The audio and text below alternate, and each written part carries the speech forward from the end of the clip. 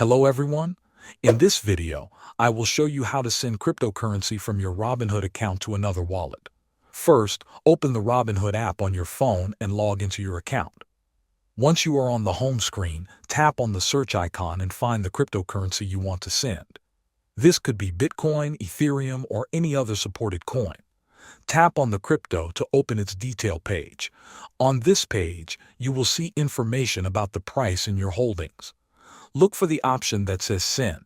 Tap on the Send button to begin the process. Next, you need to enter the recipient's wallet address. This is very important. You can either paste the address directly or use your camera to scan a QR code. Make sure the address is correct, because transactions cannot be reversed once sent. After entering the address, move on to the Amount section.